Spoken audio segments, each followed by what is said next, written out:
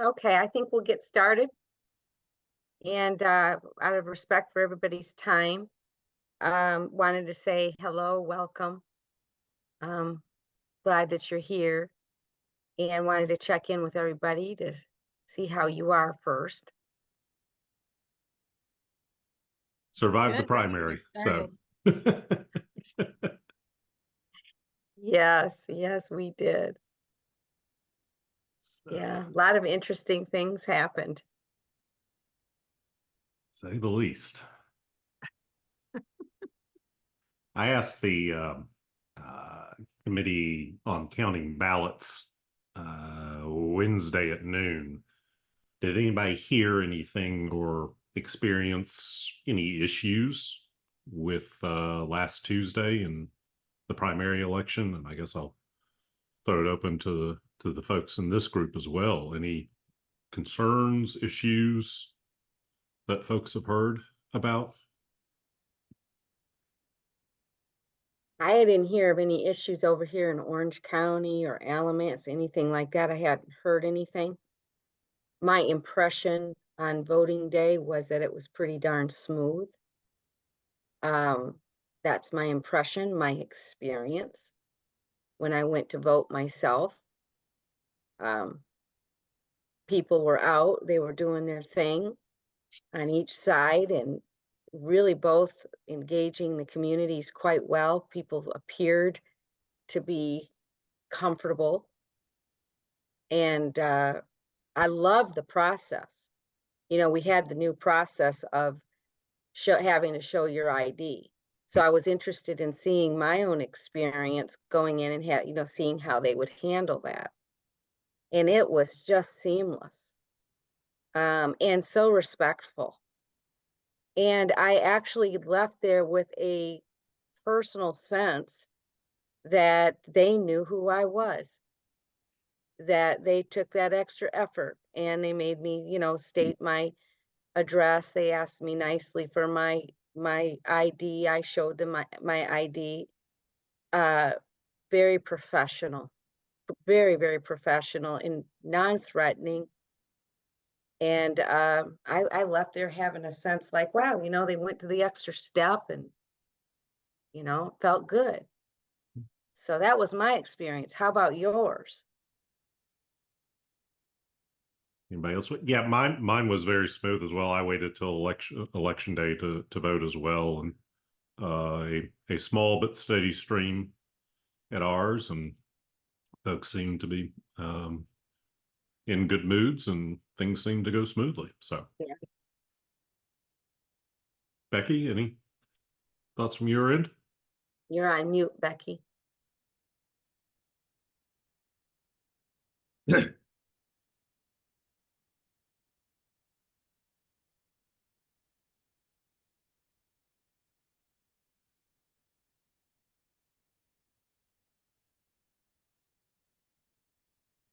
all of a sudden the whole thing went blank, and I'm like, I lost you all.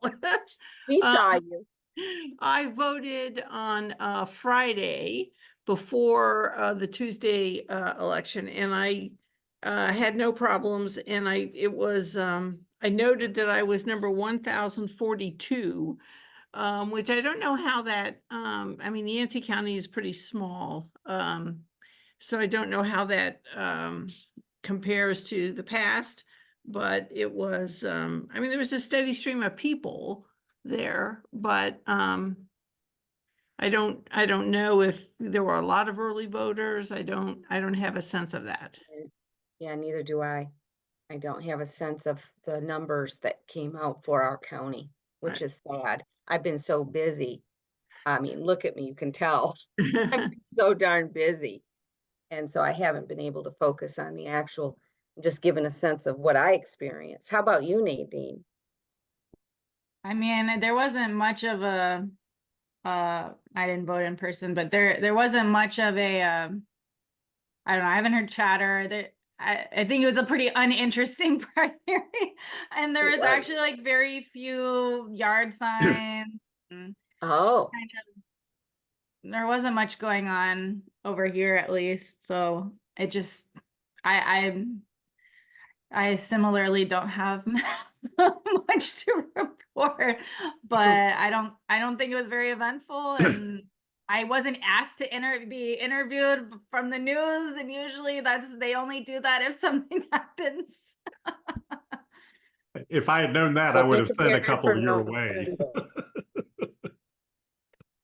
I think our ballot was like pretty boring. So Wait a minute, Nadine, November is just around the corner. Oh, but yeah, Uh-huh. over here I think it was pretty uneventful. All right.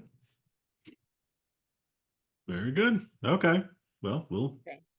the steering committee will be meeting tomorrow afternoon.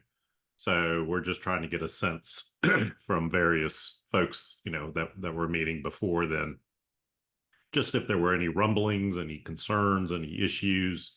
I think everything that I've heard so far, things seem to have gone smoothly. And the biggest concern, I think, was people's expectations about the results getting posted that evening. And with the change in the state law from last year about not being able to process the early in-person votes until the polls close, Oh, I think a yes. lot of people were concerned about that and any kind of misinformation, disinformation going around about nefarious or conspiratorial aspects, and that seemed to go fairly smoothly as well from what I've heard and can tell from what I experienced and watching the results come in last Tuesday night. So That's great. Now, who just popped on? Me, Glenda. Hi, Glenda. How are you? Oh my goodness, running late, but I'm sorry. I That's just wanted to be okay. sure to get logged in. So Well, nice to see you.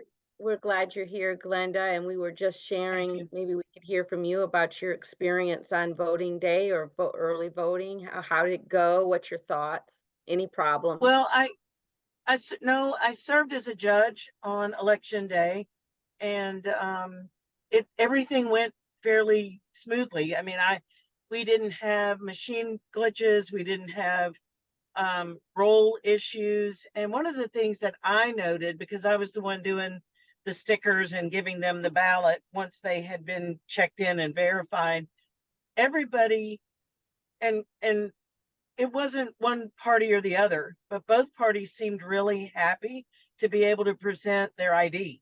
And they were Yes. proud to be able to bring it, and seemed enthusiastic about. I mean, we didn't have any complaints about that at all, and we only had 2 voters that were in the rolls that were registered incorrectly, that we had to work through getting them to be able to vote and get the ability to do that. So I mean, 2 out of I was at a very small precinct. We only voted about 300 people that day, but it's not necessarily a significant stronghold one way or the other. So I felt like it was a pretty good, just from knowing how many stickers I put one way or the other, I knew basically how many were voting by each party or unaffiliated and choosing a party.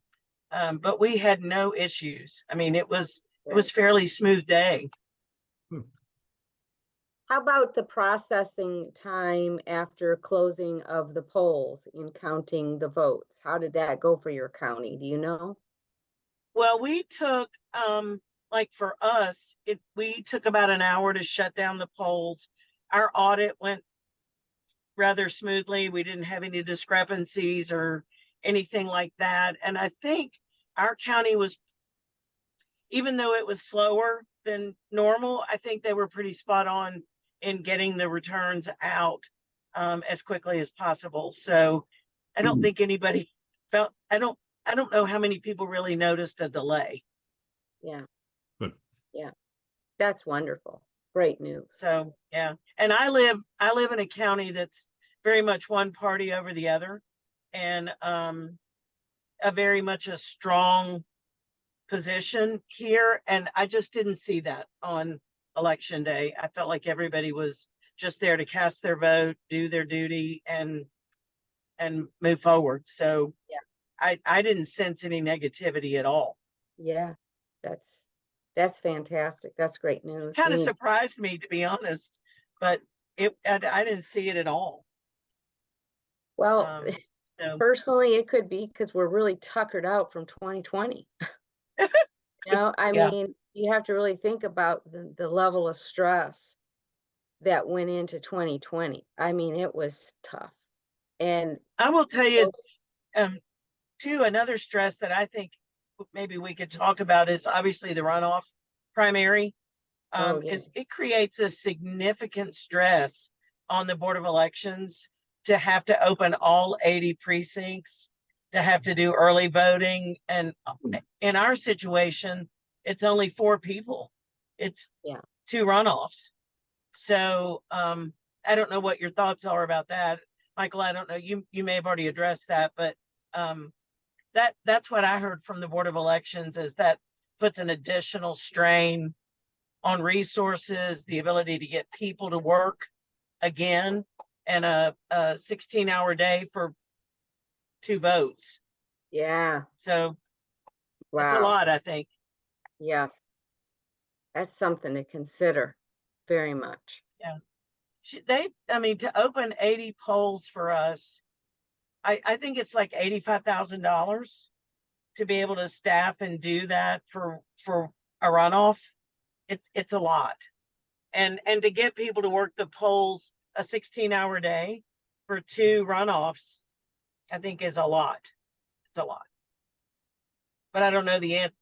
I don't know that I have an answer to that problem because obviously they deserve a fair and representation to go vote and do all that. But Yes. it is a strain on the Board of Elections for sure.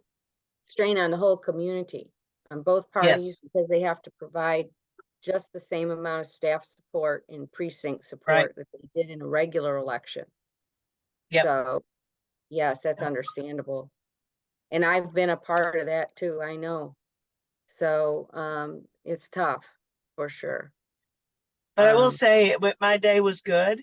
And to be honest, I worked as a party judge because I wanted to see. I wanted to be on the ground and see what the day looked like, what people deal with, how does it work, are there questions, that kind of thing. And I'm just glad I did it. I'll do it again. It was That's something fantastic. that it's a good thing. I think most people should at least do it once.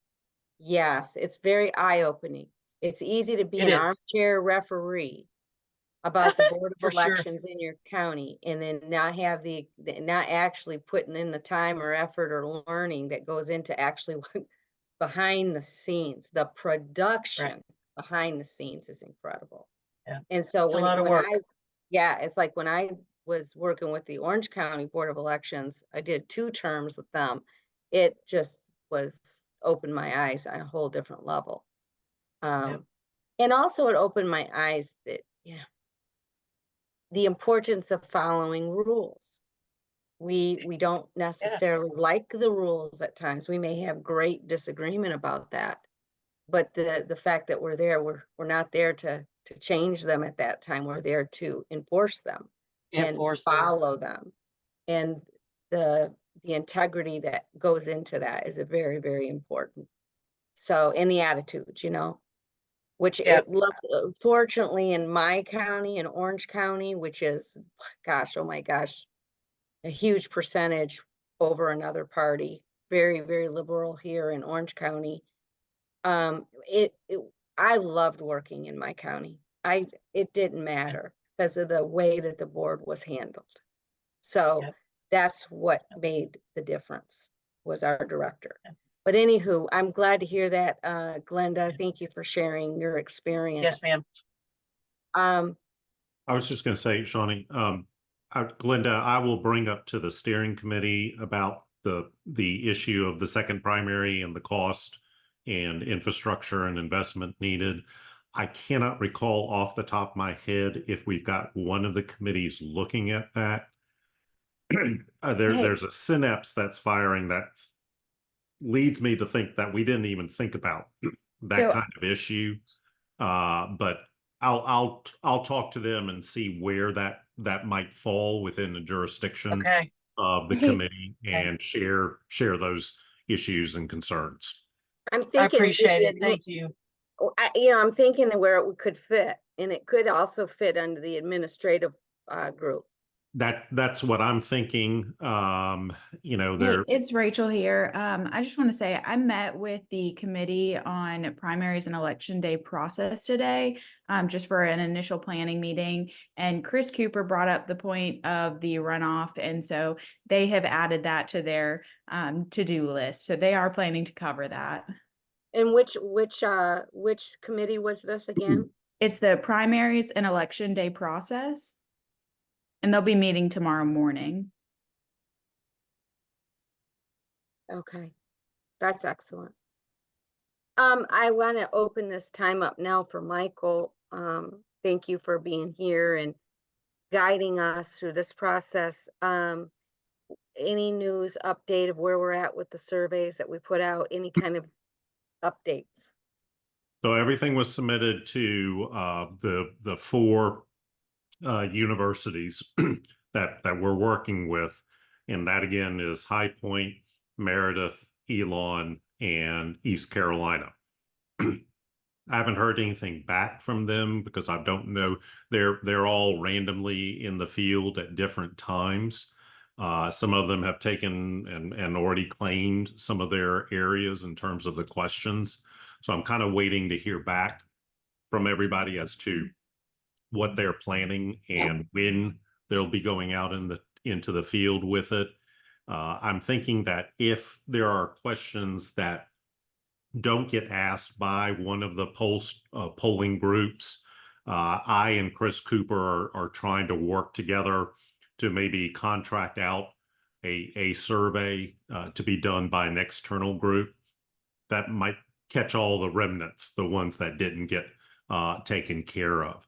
So we're just kind of in the process now of waiting to hear back from our polling friends as to specifically which questions they're going to be inserting into their polls, and then we'll kind of take everything else, the remnants, and try and work something on that.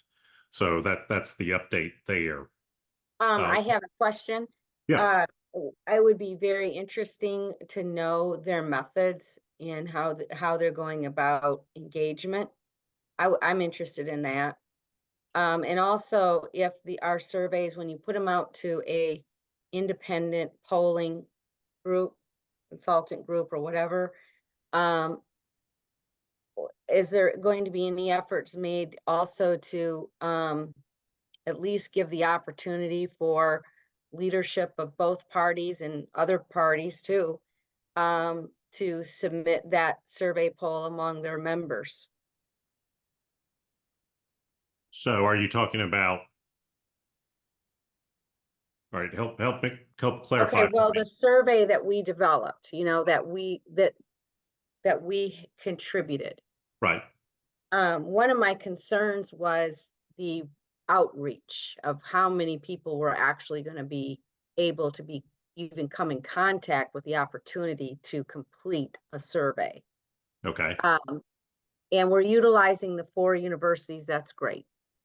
But what about the providing opportunity for the leadership of the different parties as well, and the outside polling consultant agency, whoever you might use external, Mhm. to help ensure that we're having, a good, fair field of respondents or participants. Right. So, So, yeah, okay. Okay.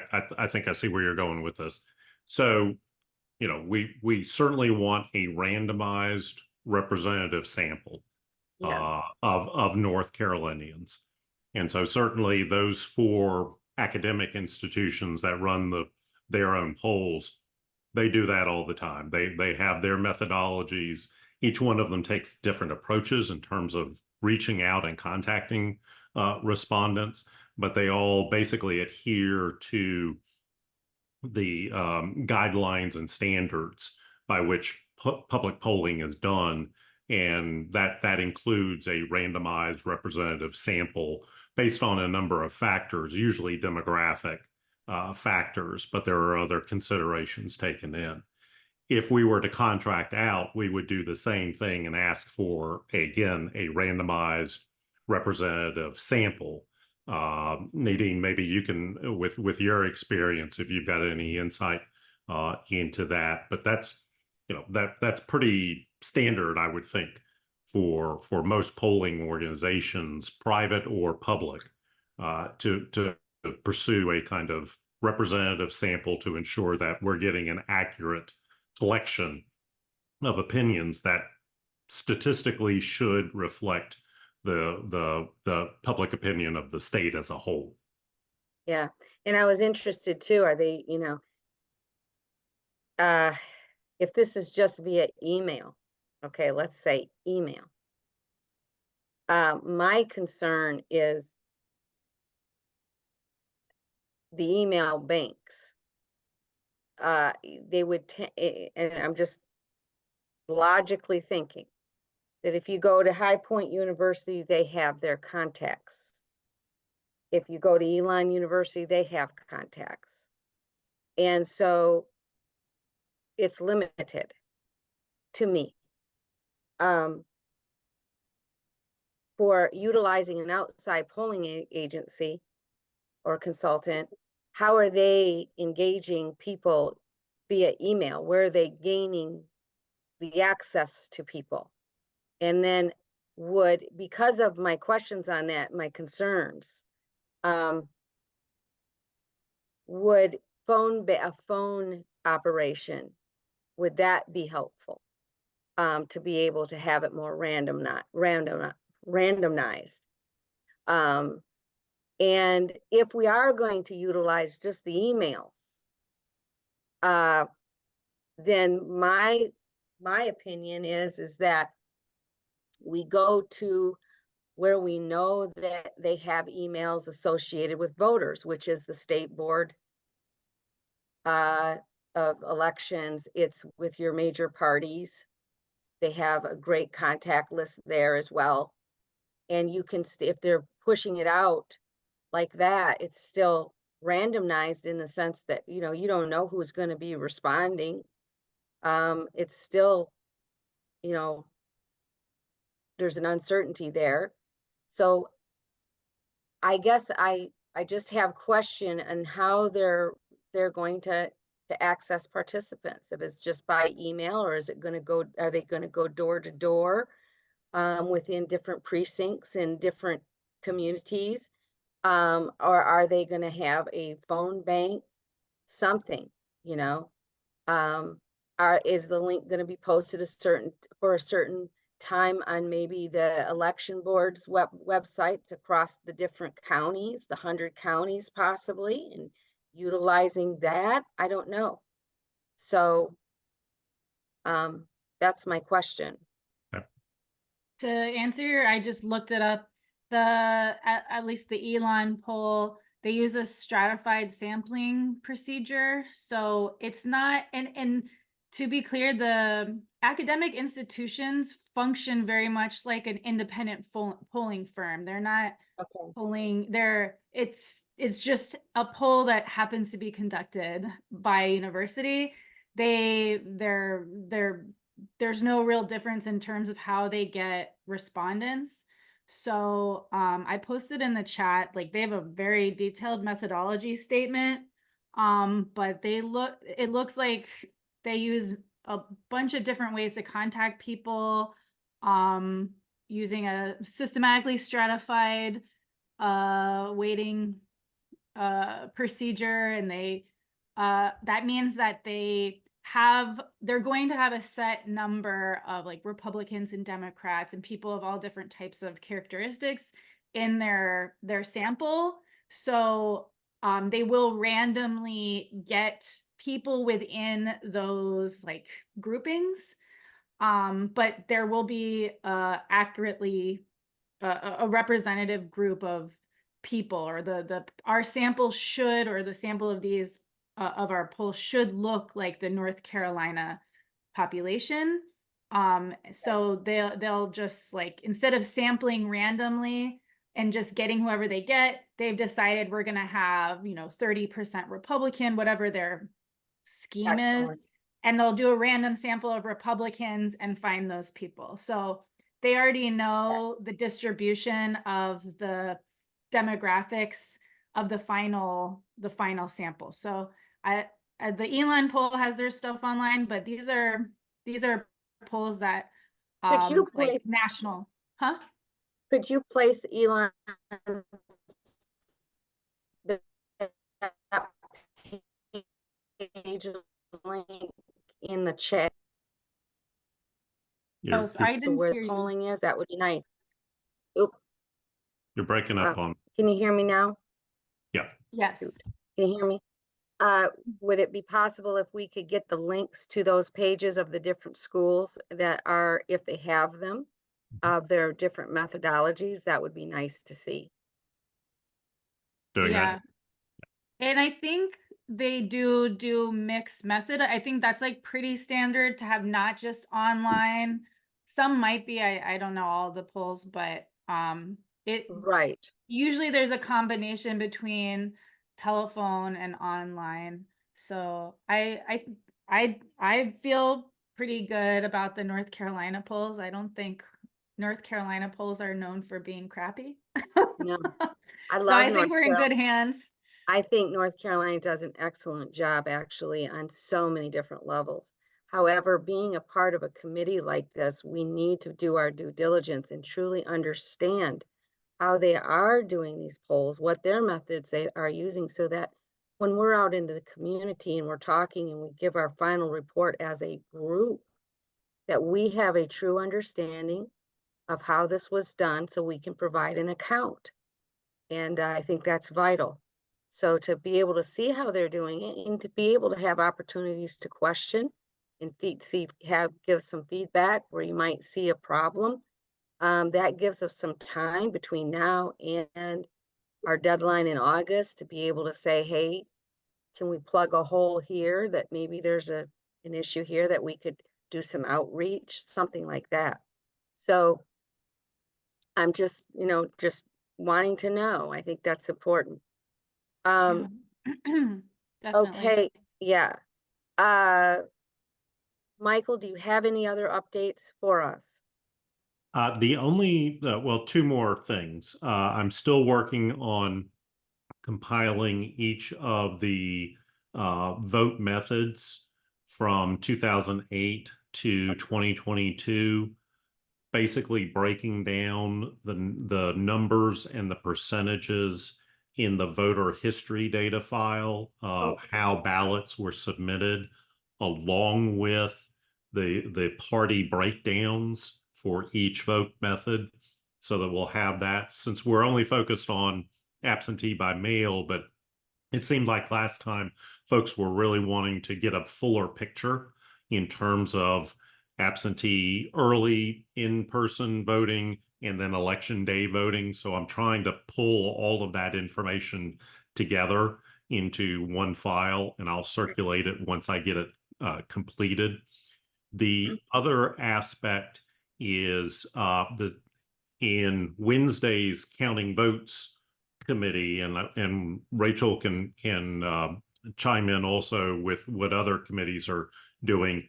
There was a sense of wanting to get just a kind of update from each group as to what they're working on, what their major issues are.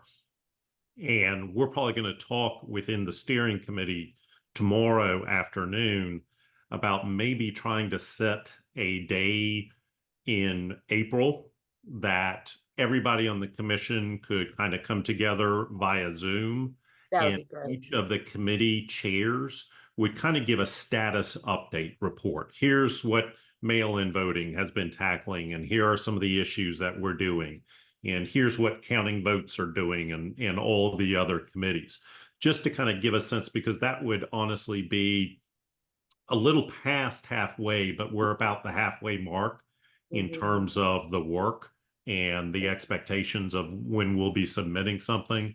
So I'm going to bring that up. I think that's on the agenda for tomorrow afternoon steering committee, And that would at least give folks a sense of, okay, this group is looking at this. They've expanded it to think about these things, and just give folks a general update as to where everybody is in their processes.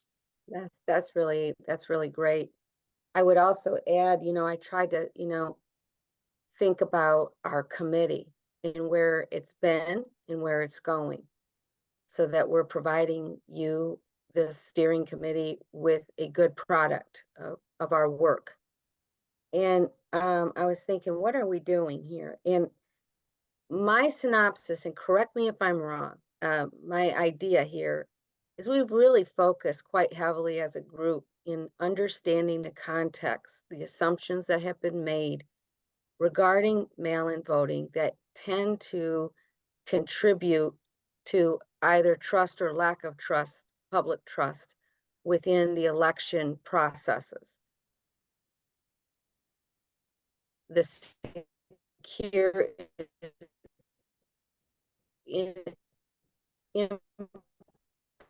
particular, security and the accessibility for security for my back. Okay, sorry about that. So we've really focused a lot on this context of understanding, and which is what, we came up with the assumptions, and we provided I think, a great list of questions. Now my concern is, so we have this context of understanding among us. We've placed out the poll, the survey.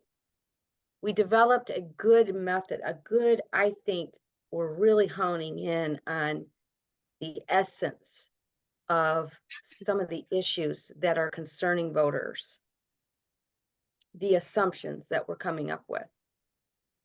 What next, Michael, and the team here? What next? Where do you see us going in expanding from here? Yeah, I think the next logical step, a couple of things. The next really big step is to start thinking about how we want to draft, how we want to structure a report that will be in draft form to the full commission, so that everybody else can read through what we're doing, how we're approaching things, and then plan on maybe utilizing those assumptions and using those as reflections of Yes. what this group is coming up with. I think really within all of the committee's reports, and I need to probably bring this up with the steering committee to get a little bit more guidance. But I think early on, what all of our expectations were was a kind of first section. Each committee report would kind of be broken up into two sections. The first would just be the fundamental facts. What are the basic processes? What do we know about, in this committee, mail-in balloting? One of the things that we're going to have to kind of wait for, and this has overlap with the other committee that I'm on, the Counting Votes Committee, is the signature verification for absentee by mail ballots that were submitted in the primary election last week. This is a new requirement. This is a new component. It's part, again, of that omnibus election bill that was passed last year. And the state was, the State Board of Elections was mandated to do a project in 10 counties.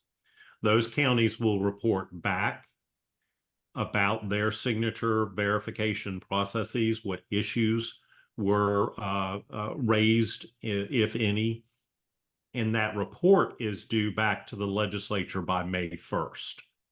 So that may be, it may actually cut across both this committee and the Counting Ballots Committee in terms of bringing that information in and thinking about things. But really, the first component of the report from this group, I would envision just being fundamental facts, basic information about mail-in voting. The second would be, if we see concerns, if we see issues, if we think there may be policy recommendations or findings that we need to make in conjunction with this particular topic. That I would see being kind of the second part component of any draft document that we submit to the full commission. Okay. Oh, so I heard three. I heard first we'd start out with the fundamental facts and mail-in voting. I'm trying to get the structure down because what I can do is develop the structure and start it. Even it's going to need editing, but at least we can get something on paper now. And I have all of the documents. And I'll work very closely with whomever would like to be a part of that, including you, Michael, because on the fundamental facts part, we're going to need your data. We're going to need the data that we used to discuss things and what you're putting together. Then the second part that I heard you say was the concerns and issues that come from the discussions and the reflections that we've had as a committee, in our own understandings, in our own experiences working within county boards as well. So we can discuss these concerns and issues, assumptions that we have developed. Back to the fundamental facts. That first section will include the results of our polls that relate to our committee.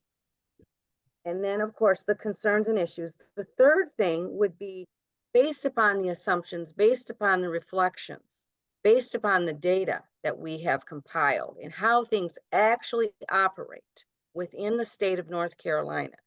Here are what our findings are. Okay. And here are our recommendations for policy change, if any. Yep. So that to That me makes right sense. there is 4 to 5 sections of that paper, because a part of that section will have different aspects in our findings. So would that be okay to structure it like that? I would say there's no real guidance at this point. So Well, I'll anything, develop a little I think it makes template. sense. Yeah. I can develop a template. Yeah. And just like what we had to do in our dissertations, we developed a simple template, and we can take it from there. And however the steering committee wants to bring it all together, at least on our end, we can hit all those main talking points and come up with something really special, I think. Okay, I want to share my screen just quickly here. And I sent out the you see my screen? Yes. I see a Zoom. I sent out the assumptions and recommendations. You see it? Yes. Yeah.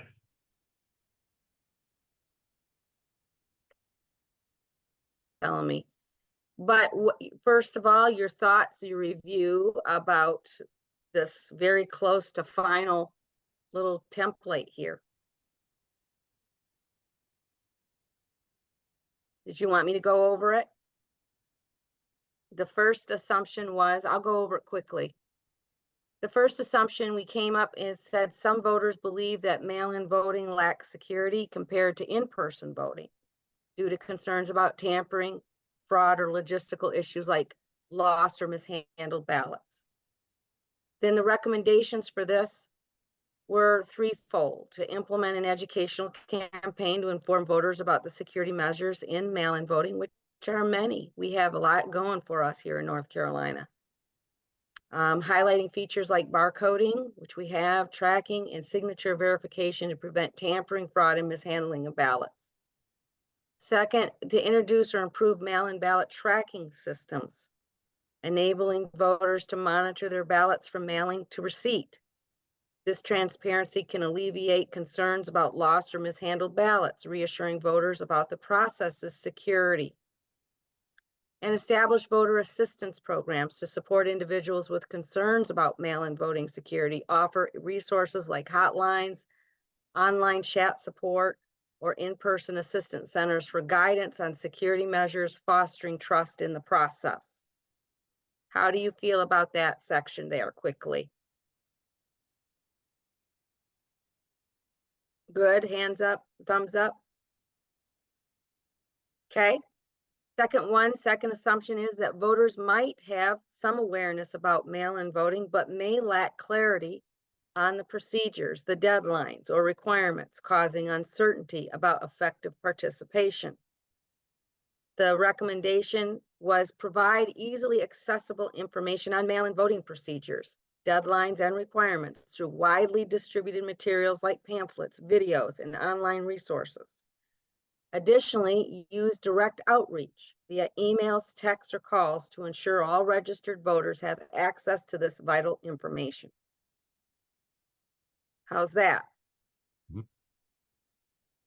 Third, despite USPS's procedures and safeguards, some mail-in ballots may still get lost or delayed. And I want to add the word damaged, because that was a huge issue. A lot of the times it just come ripped up, raising voter concerns about Postal Service reliability in ballot delivery.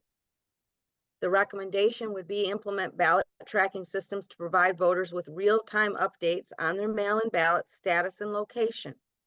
Election officials can collaborate with the USPS to address potential delivery issues by increasing staffing during peak periods or improving coordination between USPS and election offices. Good, thumbs up. Yeah, there is what is called ballot tracks, and I'm putting the website URL just to drop that into the chat. We can certainly, I can get more information about that, and we can include that into that section if you wanted it. Yes, so what I'll do is, Michael, when we're done with this, and if this is all good, I'll transpose this into meeting minutes. Okay. And then if you could, in the meeting, I'll send the document out like I usually do. And if you could incorporate, before we send it out to everybody, just me and you and Rachel, take that document that I'm going to send you, and if you could implement or put in the links that you feel we are needing, that would be very helpful to me. And then that way, it not only provides us our assumptions and recommendations, but we have supporting links and documents if necessary for whatever area. Sounds So good. that would be helpful.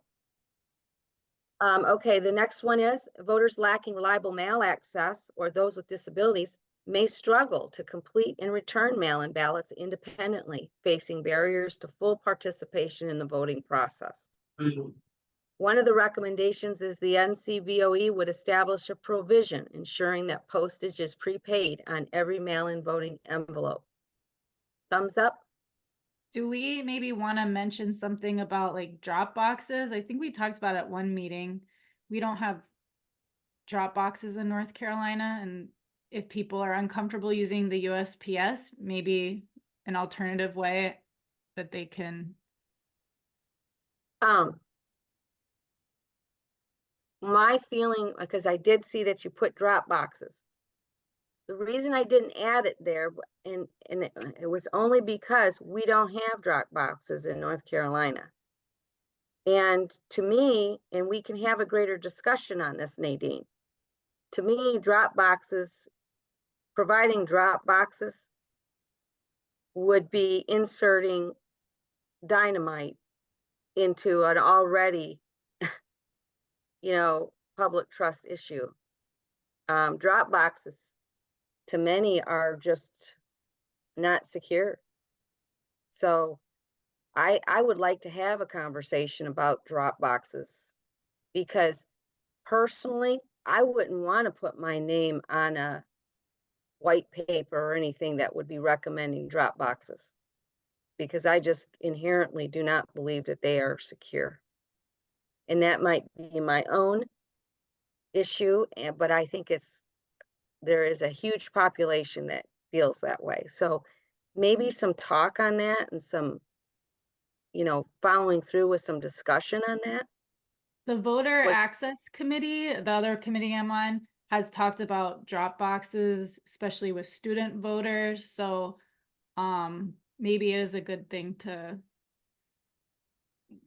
All right, so what I'll do is I'm going to put in red right here.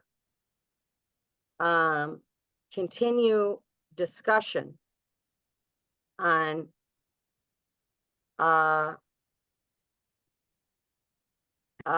implementing drop boxes. Would it be of any assistance to maybe reach out? I know some states do utilize drop boxes. Yeah. I'm very unfamiliar with the process. I'm very unfamiliar with how they structure and administer and handle and ensure the integrity of it, but they would have to have those if they're utilizing them. Would it be of any use or benefit if I or somebody else reached out to another state's equivalent of our election boards and say, could you share with us the policies, the procedures for how that particular state utilizes drop boxes? I believe that mail-in only voting, I want to say Colorado does have drop boxes. So states which use only mail-in voting, they also use drop boxes. So and that is like a way for people who don't want to put their ballot in the mail, like this is that alternative for them in states like Colorado. I think Oregon does that too, if I'm not, but I could be wrong. I was just in Buncombe County the other day, and they have a drop box to pay your taxes, your county taxes. So I'm thinking, you know, if people are used to doing that, then, you know, you would assume that that's probably as important as your vote, that you've paid your taxes and that the check was going to the right place, and nobody, you know, you're not going to get dinged for a late fee or not paying your taxes. So it seems like I don't know if that's universal in North Carolina, that people have drop boxes, county officials, to pay your taxes, but I've passed a couple of them already, just walking around. Where was Can it I, located? that's what I live in Buncombe County. And to my knowledge, the only drop box is in front of the tax office to pay your taxes, either pre or post when they open or close, or weekends. But I'm not aware of there being drop boxes throughout the county. They're in front of the tax office, and only in that one location. You know, that's something too, because if a drop box was located on the side of the secure Board of Election building, that's one thing. Yay, that's great. But these freestanding drop boxes, how in the world can you justify that there is any chain of custody with your ballot? I mean, regardless of what other states are doing, how can you even justify that? I don't see where you can actually, that's not chain of custody to me. No. So at all. So to me, that is like firecracker stuff. I mean, I just, that it doesn't make sense. If we're all about in election and security, then drop boxes surely are not secure. I mean, the only way you can have you know, if you had the level of security of an ATM machine, but that's not the case with elections. That wouldn't be the case. We wouldn't have the money to support that. It wouldn't even be realistic. So to have these random drop boxes at universities and, you know, community centers and all of that, it's just, to me, sounds like it's counterproductive. Well, what if it was in the post office? You know, the part of the post office that's closed up at night, not the, you know, I mean, somebody would be there all the time when the post office is open, and would notice if somebody's doing something with the drop box. And I had talked to somebody else, and they said that once you put something in the drop box, you can't retrieve it out, you know. so I don't know how the drop boxes work, but there seems to be some mechanism for not being able to pull something back out. Right. I don't know. I just know that there's numerous cases out there right now in different states where you have video of people just stuffing drop boxes with fake ballots. I mean, that happened. That's not in anybody's head. That's fact. So to me, it's like, where are you going to put the drop? The only place that personally I would personally trust a drop box of any kind is if it was, somehow stationed next to the wall or inside the Board of Elections, where you have some sort of trust that the people that are there are going to take care of your ballots. So I don't know. I think we need more discussion on it before it gets to any point of recommending it. Shawnee, Yeah, go for it. this bill, Hi, Bill. I I used to have a lot of positive feelings about providing additional access for voting because we have such a low turnout in voting generally, at least in my experience in Buncombe County, and of course in a lot of other places. But I tend to agree with you on the chain of custody issue. Even outside boxes at post offices are subject to break-in. Absolutely. So it seems to me, if we get into this discussion on Dropbox, I tend to think for the sake of manpower and security, you'd almost have to make it we'll make this available to you at the Board of Elections office in one place in every county. And I don't know who would use it in that event, but there might be some who would feel skeptical about any other use of mail service. So, but I tend to agree with you, even though in the past, I've had a fairly open mind about it. But the more I've considered it, the more I am concerned as you were. It's funny because when you look at how the United States government, when we go over to other countries and, when there's been great distress and we're nation building or whatever we're doing to help support the democracy that countries want, we implement a certain voting system and help them to have free and fair elections in their country. And it's one-day voting, paper ballots. It's really tight. It's a very tight experience, which is what we used to have in this country. We used to have very tight experience in our voting. And now it's been expanded. It's been expanded to everybody gets a ballot. My parents got 3 ballots. Each of my parents, my mom and dad, each got 3 ballots in the mail.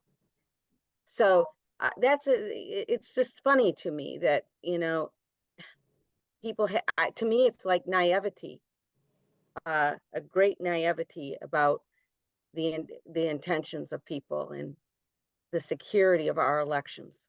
I want to know that my ballot and my vote counts, truly counts. And sometimes, when you're talking about the greater good, the whole system of the election integrity is that you can go do everything possible in the world to be able to provide accessibility to people. And that's a great, great thing. That's important. And I think that we do that. But it just seems to keep on encroaching more and more and more on lessening security in a sense. And to me, drop boxes is a great example. I just don't trust it. I wouldn't be able to get behind anything that would actually recommend that drop boxes would be used, because I don't think that they're secure at all. So, but that's my opinion, and you all know from the day one, I'm pretty opinionated and direct and honest. I'm transparent with my concerns, just as I hope that you all are. I think it needs more attention. I think North Carolina in general, on the legislative, on that legislative level, and also within the state board of elections, Elections needs to discuss this more and needs to justify it. Are you hearing me? I would say, to me, providing that recommendation from this committee, we just don't have enough information to do that. What's your thoughts?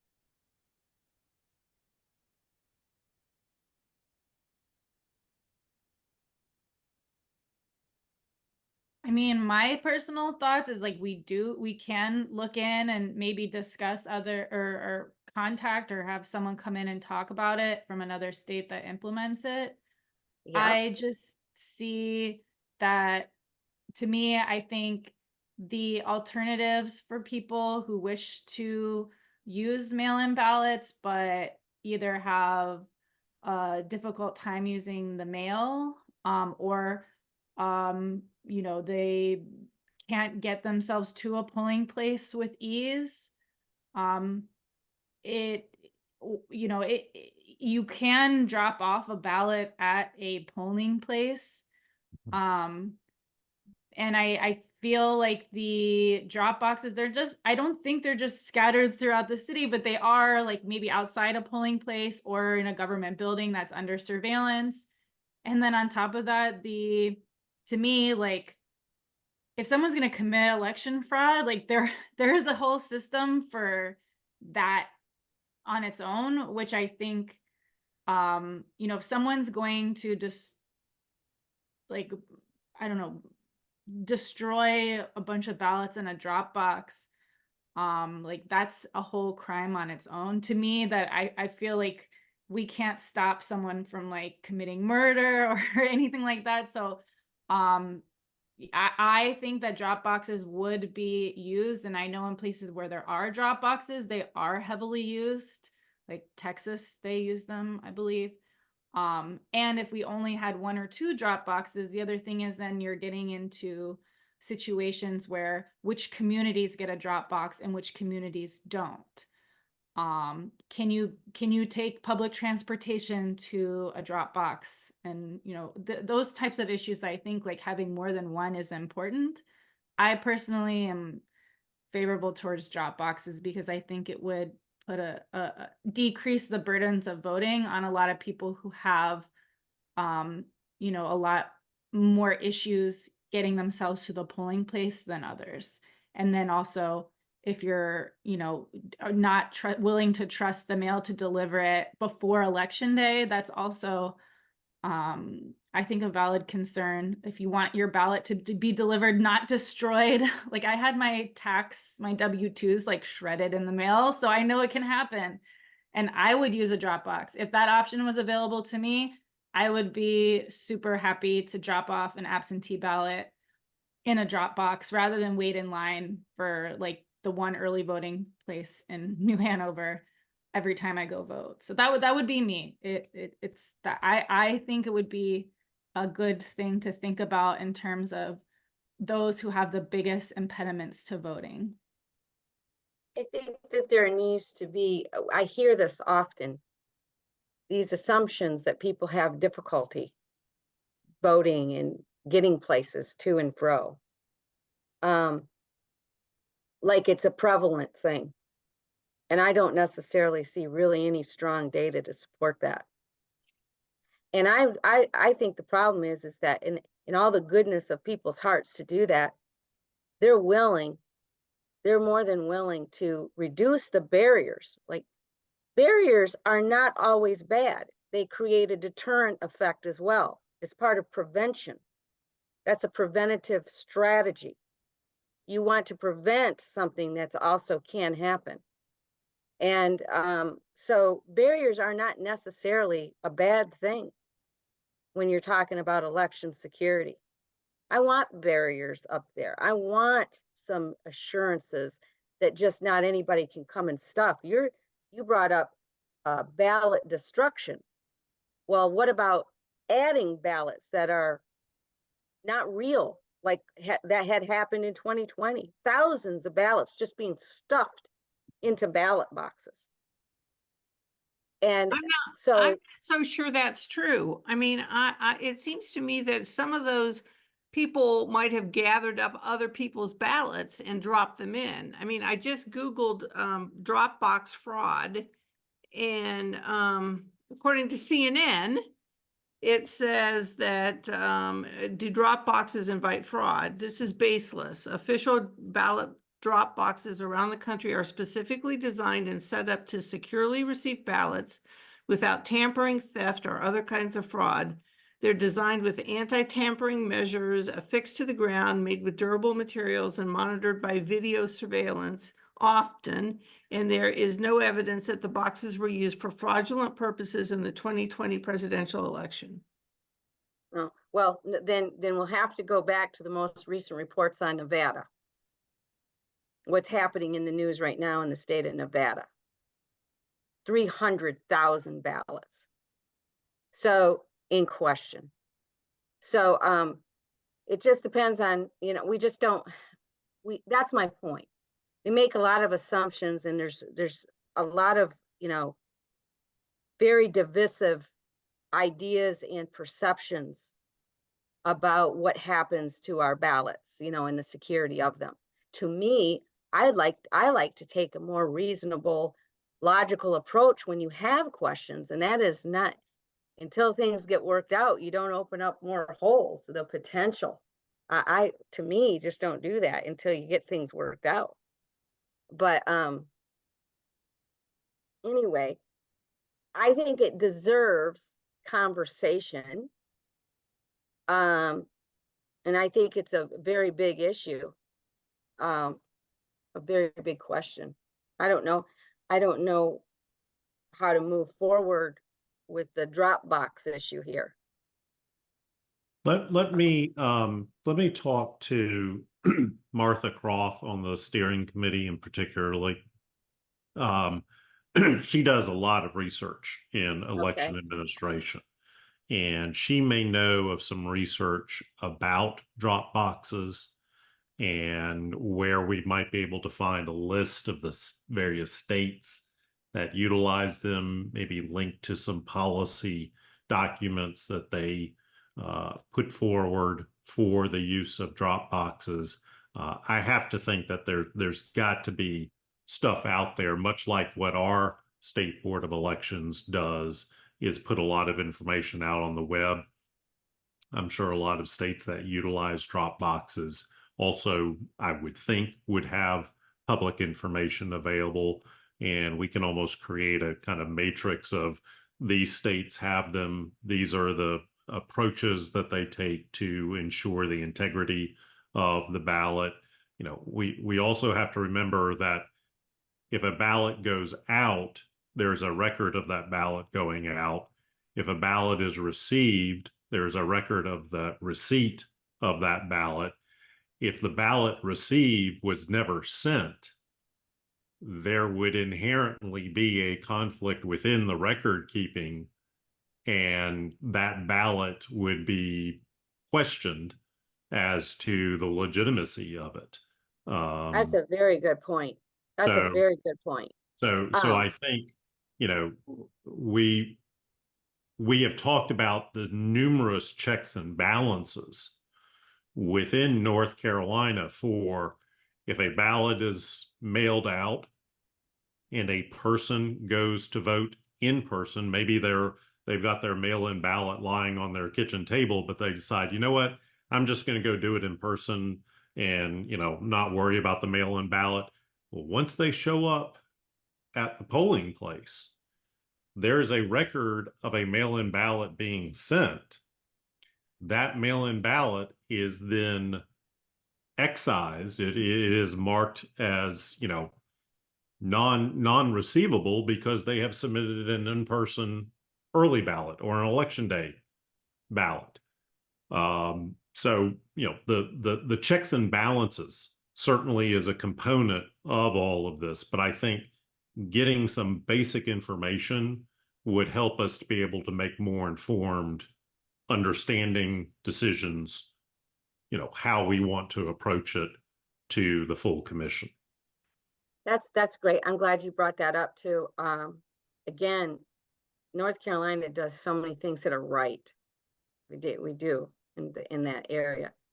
I would love to have been able to go back to the 3 ballots that my parents received each and see.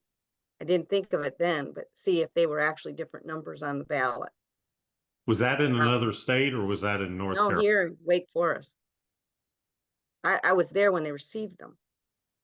So they received official ballots Official ballots. from the 3 of Wake them. County Board of Elections. Yeah, 3 of them. Each. So, For this, we can take this offline yeah, because I know we're it was running. for 2020. It was for the 2020 election. Okay. But I I've didn't, got that data, so I we didn't can have take the, this offline, Shawnee, yeah, and I yeah. can look So into. yeah, yeah, that's neither here nor there. It's passed. But anyway, I like what you said about checks and balances. I would also like if that we are going to make a claim that there's some issues with, accessibility in certain ways or fears about utilizing the mail service, how prevalent that actually is. I think there's a tendency sometimes to have a perception that certain population groups are really struggling and having a hard time. And I would love to see the data behind that to where they feel like they can't vote.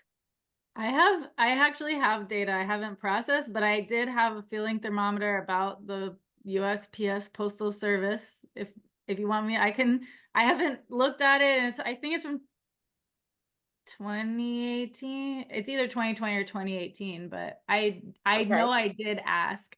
I'm pretty sure I asked, but I can look, see if I can get something out of that and see. Yeah, I that haven't would be looked at it. interesting. Yeah. That would be interesting. Because in our society today, I mean, there's just amazing ways that people can get ID and for free, and they got public transportation, they have everything at their fingertips to be able to go. The only area that I really find credence is the people that are truly like they have the mental capacity to vote, and yet they can't get somewhere. They can't go and physically put something in, which I think we address too with, even getting a stamp, which was so glad that you had brought that up last time. They might not even have a stamp to be able to send that ballot, which I thought, well, that's a simple fix. They wanted to put it in the mailbox. But anyway, more discussion I think is warranted. Then the last 2 are voters and officials may have concerns about verifying ballots accurately and efficiently to prevent fraud, like signature mismatches or voter information discrepancies, which could compromise election integrity. And the 3 recommendations were implement advanced verification technologies like automated signature matching software and voter information validation systems to accurately and efficiently verify ballots. Provide comprehensive training for election officials on proper ballot verification procedures and standards, and standardized verification protocols across jurisdictions to ensure consistency and accuracy, and offer regular refresher courses and updates on best practices. And then thirdly, launch public education campaigns to provide clear instructions on properly filling out mail-in ballots to minimize signature mismatches or information discrepancies. Is that a thumbs up on those 3? Yeah, I think that certainly that report that's due May 1 will be critical in that component. And I'm thinking that when I give you this paper, this document, that you can put that in there. Voters may have concerns about exploitation or manipulation by groups targeting vulnerable populations to influence election outcomes through coercion, misinformation, or unethical practices, potentially affecting their votes without full consent or understanding of the process. And the solution, one of the recommendations is enhanced secure chain of custody protocols for ballots vulnerable during USPS processing, voter authentication, and ballot verification, and particularly concerning individuals facing accessibility barriers. Boy, we got to do better on that. We just got to do better. Public, is that a thumbs up so far on that? And then lastly, public trust in fair elections hinges on the transparency of the NCBOE decision-making on mail-in voting, representativeness to citizen and stakeholder concerns, and impartial enforcement of election laws. And the recommendation is actively engage citizens and stakeholders, providing regular updates and establishing clear channels for feedback. But I also think that we should add something about enforcement, that they are truly enforcing our questions. You know, there were a couple of times back in 2020 when we had to change the rules for signature verification and all of that. And anybody could tell you that the signature that you were looking on in the ballot, on a particular ballot, was the same person that signed the witness parts and stuff. Like, it was very easy to tell. You didn't have to have a degree in signature verification to know it's come from the same person. But my experience is that it was so minor. There was so little of them. I mean, the number of questions, it was so minor. Maybe I think I came across 3. If I were to say as a board member, you know what, I want to contest this ballot, this mail-in ballot right now. I think that these signatures are the same. And I want the state board to look at it. It had to go through a vote of my Board of Elections for it to even get to being able to say, have extra eyes to look upon it, even to have the extra eyes. I had to have a vote. And when you have one party over another representing on the board, then the party that doesn't have the power to say, hey, wait a minute, I don't like this. This doesn't feel right to me. There was no enforcement of that. There was no avenue for me to say, well, wait, you know, I disagree. I want it to go to a third person to look at this. And therefore, because we didn't have the power to do that, then it most likely wasn't even brought up or contested. So I could say, wait a minute, I don't, the same person signed here. And then the board would take a vote and the one party would win. And then that's it. They just accepted it. I didn't have an avenue to say, no, I want somebody else to look at it on the state level.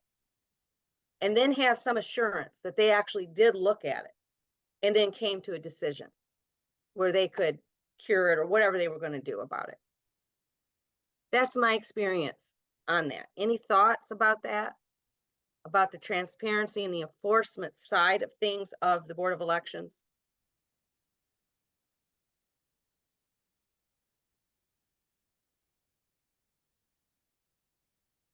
Enforcement? You know, I think I could be wrong because I've not served on a board. But in looking at things that come to the state board, there's always county issues that rise up to their level to review and to consider as well. Right. Again, a kind of checks and balances, you know, if there's disagreement at the county level, does it get kicked? What kicks it up to the state board level? Exactly. What does kick it up to the state board? Could I That have, and let me be clear. I think I ran across 3 questions. It was a handful of questionable, you know. And I get it because people don't have, you know, they don't have somebody, you know, that they can just bring in. I didn't think that there was anything nefarious about it at all. I really didn't. So I chose not to go forward with it. But if they're, you know, staying true to the process and to integrity, if there was a question like that, there would be no avenue for me as a part of the board to be able to say, no, I would like a third party to look at this. I would like the state to look at it. So that's just a thought. I think enforcement, when you're talking about public trust, remember this assumption is about public trust.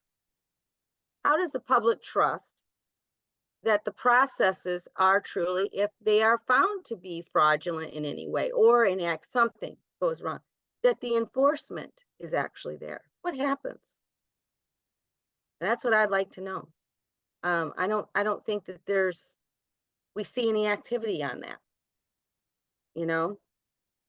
So just a thought, it's just a thought that I'm putting out there about public trust and enforcement. But anyway, on that note, if we're good to go,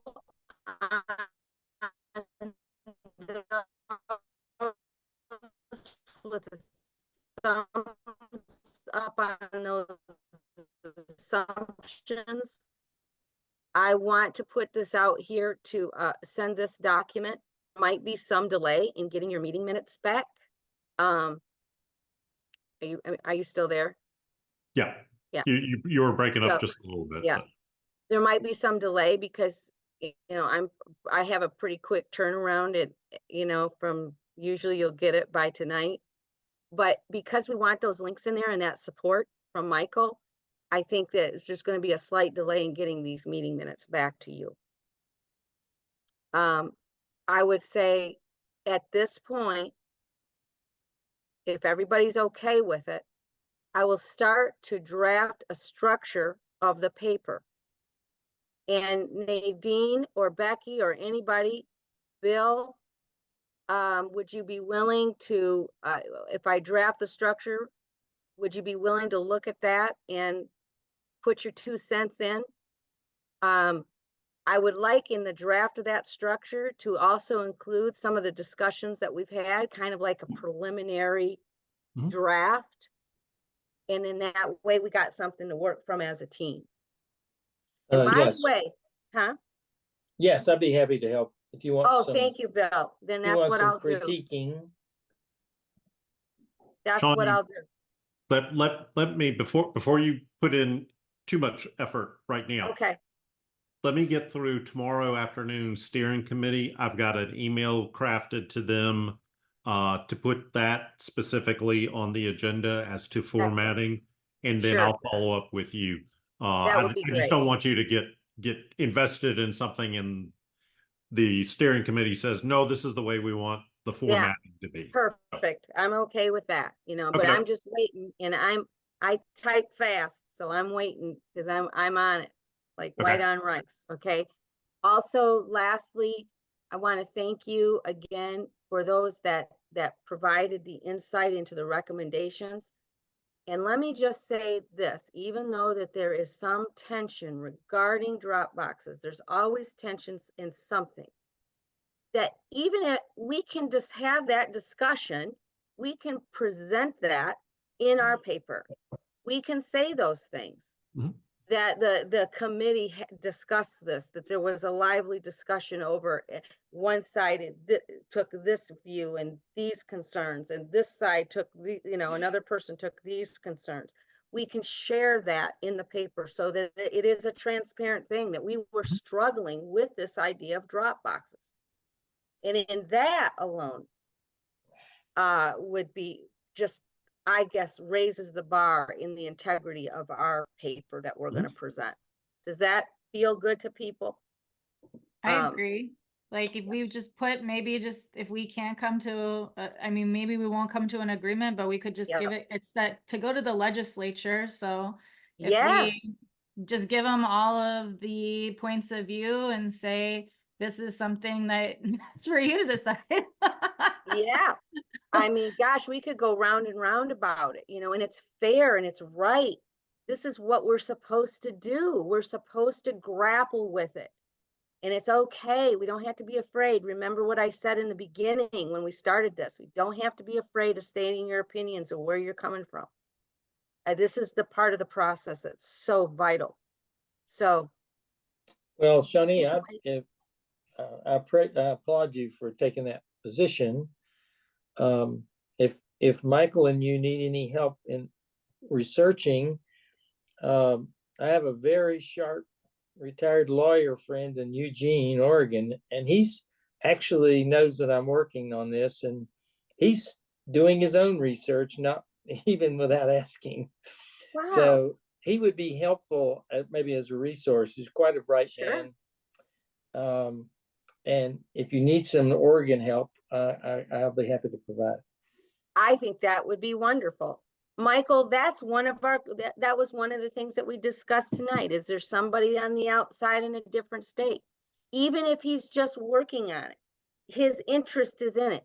He has a perspective, some experience. Maybe we can hear from him. Maybe we can say, hey, what are you doing? You know, over there in Eugene. What's been your experience with drop boxes? What's your perceptions? I think that would be very helpful.